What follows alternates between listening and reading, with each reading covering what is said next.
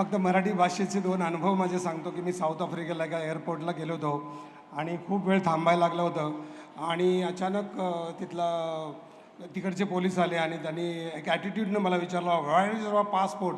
मला वाटलं मला काय असं बोलतो. ते म्हणलं काय झालं. म्हटलं तुझा पासपोर्ट मध्ये व्हेर इज युअर पासपोर्ट. तर म्हटलं काय झालं काय. आणि मग आमचा दोघांचं भांडण सुरू झालं आणि त्यांनी मला टेररिस्ट समजलं होतं का काय मला माहिती नाही. पण मी त्याला म्हटलं होतं की तो जसा इंग्लिशमध्ये बोलायचा आवाज वाढवायचा तसा मी मराठीत आवाज वाढवायचो. अरे पण झालं काय, सोड ना, तो काय करतो, तो कुठला आणो, काय बोलतो तो.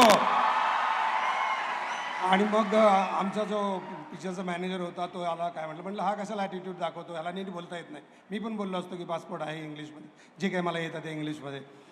असा तो काय कारण काय किंवा माझी आई मला नेहमी सांगायची की आम्ही गोव्याला एअरपोर्टला गेलो होतो आणि आई फ्लाईट खूप लेट झालं होतं आणि तिथले आई तेव्हा 80-82 वर्षाची होती आणि चालत होती.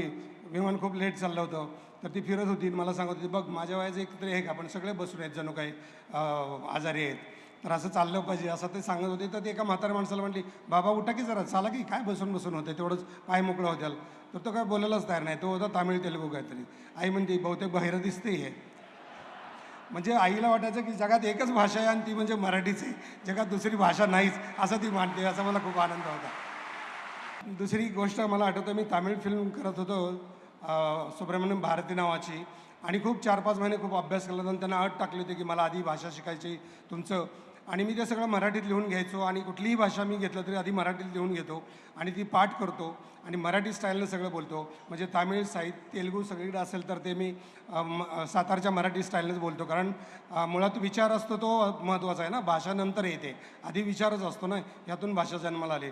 तर एक दिवशी खूप असं ऐकून ऐकून ऐकून कंटाळलो होतो आणि राग आला होता मला. आणि मग मी अचानकच थांबा म्हटलं, तुम्हाला आता मराठीच दाखवतो. आणि अचानक गाडीमध्ये सुरू केलं होतं ते अशोक बागूची कविता, आलं ढगावर ढग तशी उरी तग मग, ऐकाच म्हटलं तुम्ही आता. आणि मग मराठी ऐकलं मला पण जरा बरं वाटलं की लय ऐकून घेतलं त्यांचं, जरा आपण आपलं पण ऐकूया. असा मराठीचा आपल्याला अभिमान आहे.